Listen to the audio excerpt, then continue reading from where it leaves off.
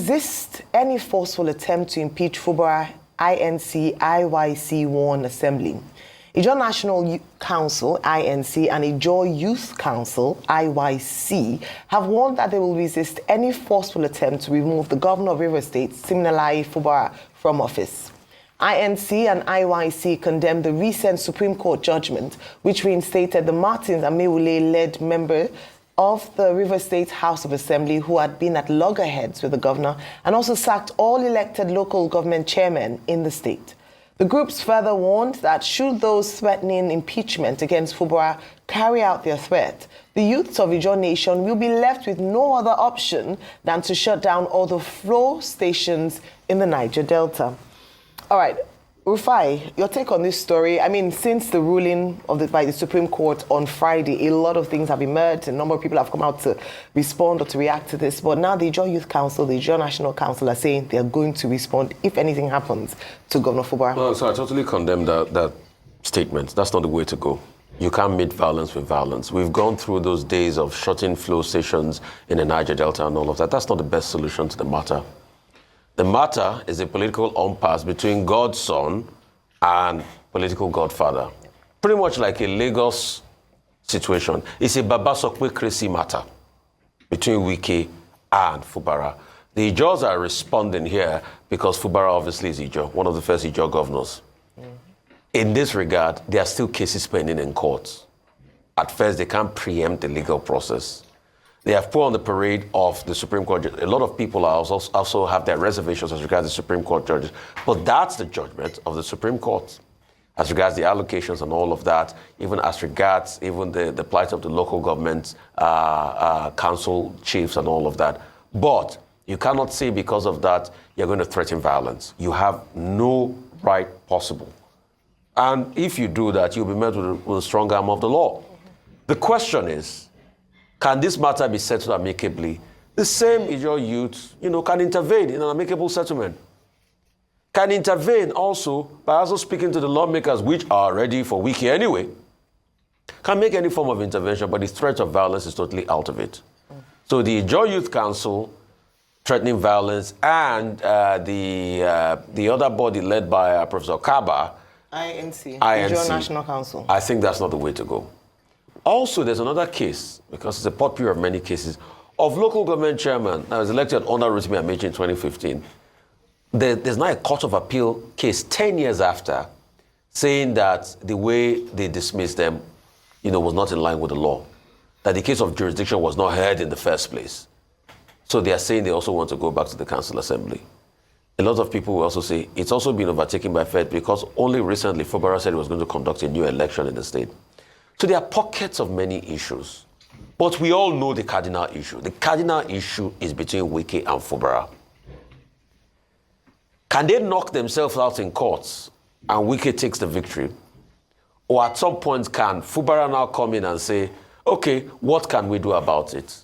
Or they wait for a fight to finish, or they wait for the worst case scenario, which the worst case scenario here is going to be impeachment, which Fubara has said, if you impeach me, this is going to be the end of the world, but I will not live without fighting. It's a very fluid matter. And that's why, please, I know stakeholders in the state have tried. They have not been successful. They even took the matter to President Tinubu. His intervention on the matter complicated the matter even more because obviously with the agreement he told Fubara to sign, he obviously sided with one side of the matter, which was Wike, which a lot of us condemned here. But they have to find a solution one way or the other. The Ijaws can stand by their people, but not threats of violence. We won't take that. All right. Well, a number of critical issues here. The first is that the primary responsibility of the Nigerian state is to ensure that there is peace, there is stability in Rivers State, and that the people of Rivers State do not suffer unnecessarily for the ego politics, as we have seen in Lagos, Osun, elsewhere, that is being played by politicians. And it is as follows. Now, at the end of the day, the people who are going to suffer are the people of Rivers State. They are the ones who are going to suffer because the Supreme Court judgment says that there will be no further federal allocations to Rivers State because the Supreme Court has so decided that there is a reign of illegality and impurities in Rivers State. That's number one. So who pays for that? The people. The second thing is that, the various gladiators that are involved in this, they have been cherry picking in terms of their interpretation of the Supreme Court judgment in this matter. And in a way, they have succeeded in putting the Supreme Court of Nigeria on the spot. Now, I wrote yesterday in this day newspaper, in the back page column, that I would like to see the certified true copy of the judgment, because it will be an act of utter illiteracy to comment on a judgment that you have not seen. But when I read the newspapers this morning, I saw that some persons claim that they have seen the CTC, that's the Udeze, who is the chairman of the Action Alliance in Rivers State, and on the basis of that, he says he aligns himself with the ruling. I don't know what he has seen. But from a distance, I have not read the CTC. I see that everybody is looking for the part of that ruling that is convenient for them. The governor, for example, has said the local government chairmen that were elected, as he decided, should step aside. The 2015 local government pro-Wike chairmen are saying that they are coming back. That's his own interpretation. Other interpretations by the governor is that, he will respect what the Supreme Court has said. That all of that is within the province of the law. I think that what the aggrieved parties need to do will be to go back to that same Supreme Court to seek a proper interpretation of what their lordships have decided.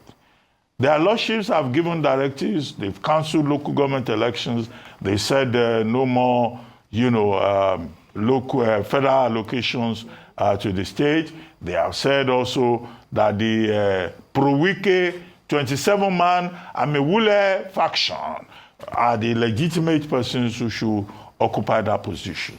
Well, as a student of the subject, what I'll be interested when I get the opportunity to see the CTC is to ask two questions.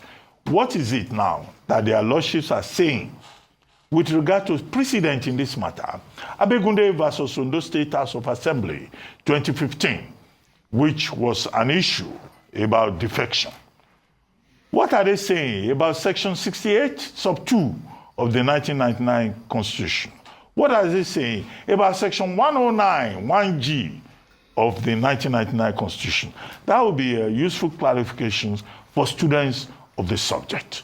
So, but you cannot comment except you have read the CTC. The other side of it is the political side of it. And the political side of it is as follows. I heard that Nyesom Wike, the self-appointed godfather, self-styled oracle of River State, I heard a Thanksgiving celebration. Now, how can Nyesom Wike constitute himself into a nuisance in River State and he runs riot in River State? He has that privilege because he's backed by President Tinubu. My main argument yesterday in the newspaper was that we're running a world of godfathers, where certain individuals, are more important than institutions, and those individuals then decide that this is the position I've taken and my position must prevail. It is something that President Tinubu must look into. Although he has publicly, as I also argued yesterday, endorsed Nyesom Wike to say this is a minister in whom I'm well pleased. But it must be important to the President of Nigeria that there must be no crisis, chaos, instability in River State. Now that the Ijaw Youth Congress and the Ijaw National Congress, INC, led by Professor Benjamin Okaba, are now saying that, look, if you try to remove Fubara, there will be chaos in River State. All the flow stations will be locked up and there will be crisis. That will be a return to the past. We have gone through that route before. We do not need to go through that route again. So I think that seeking a clarification of the interpretation of the ruling by the Supreme Court will be useful. instead of this situation where you have a character called Timmy Frank offering his own interpretation, INC has his own interpretation, IYC has his own interpretation, and what's his name? The governor, what's his name? Simi Fubara. You know, he is behaving like he's behaving like is very sweet. He's behaving like a weather-beaten chicken. He's looking for every part of the judgment that he can follow. And the elders, the South Elders Forum, you know, they are saying, well, we will not capitulate, we will not do this, we will not do that. Well, I hope the elders know what they are doing. Wike now has them in a corner, as it appears on the political front. Well, we would like to see what develops, but we don't need all these fires, you know, Lagos, Osun, Rivers. How many fires would Tinubu put out? He has to stop the fires from flaring. Absolutely. Welcome back, Dr. Abati. So good to have you again. Thank you so much. Now, the truth is that we've been talking about this since the news broke, and honestly, as has been said, until the CTC is cited, we cannot comment fully on it. But we can obviously talk about what the outcomes and the reactions and the responses by different stakeholders, some for, some against. Some people are rejoicing, as we saw in some quarters, and others are now strategizing as to what is next. Really and truly, I think we had a lawyer earlier this week come to speak, I think Mr. Malaki, who had come to talk about this. And one of the things that we had said was that the importance of this particular ruling is that there was a long debate around what happens when certain members of a house defect. Is it automatic, forfeiting of their seat? Or as we see now, is it that the process must be made? Because that's not clear yet. As long as we know it, Martins Amewule's faction are now members of the APC. They defected, and now the ruling says they still, that the government must present its budget. There are also questions around, okay, then what happens to the previous budget that has already been spent, 2022 budget to 2025, and it's like, okay, the judgment cannot be retrospective. Yes, it has to be, it's looking forward. So it is the budget 2025 that has not been fully executed that we talked about. But beyond that, I recall that I'd said that one of the challenges with that particular story was how people were praising the governor, that he said he was going to abide by the rule of law. What other option? And I said that it's a reflection of how we consider the law, especially when it has to do with politics, whereby you choose to obey this one, and then the fact that the Supreme Court has ruled does not necessarily mean compliance. That's a big problem in our system and our institutions, because if we don't have people who are able, especially at that level, respect the rule of law, then we have a big problem on our hands. And that's why these conversations around, maybe or not the governor would be impeached, what would then happen once the faction that is in support of Wike come into power, are they going to move to impeach him and the likes? And already people are planning ahead for that and saying that nothing of the sorts must happen. Again, the strategy being used for this is that they're going to cause mayhem. They're going to go to the pipes. They're going to hold the country to ransom. The president's initiative to ramp up oil production will be stalled. They would make sure they do all this and that. And that is not what we want to start to push right now. That is taking us back to where we are just even recovering from. And I'm hoping that those who have, especially, prominent people like Chief Timmy Frank, would be careful not to make careless statements like this.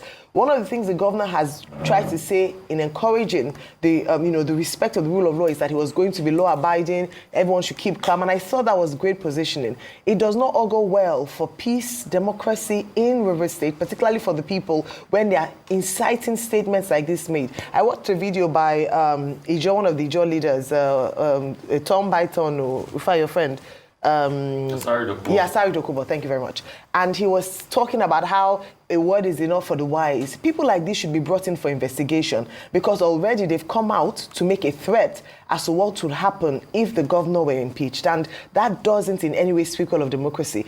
They haven't even seen the judgment, the CCC, they haven't yet read the interpretations, and yet they're already making moves. What happened when they had the opportunity to do this before all this blew out of proportion? They need to sort this out. But again, like we said, River State has been deprived. The people of River State have have been deprived of good and continuous and stable government for the last 2 years as a result of 2 political gladiators fighting. And now it seems as if they want to move to the next level of this, impasse that's happened in River State. The security agents would need to take a close look at these people who are making these threats and ensure that they thwart whatever plans that they have to violence because it doesn't go their way. Absolutely, because we cannot afford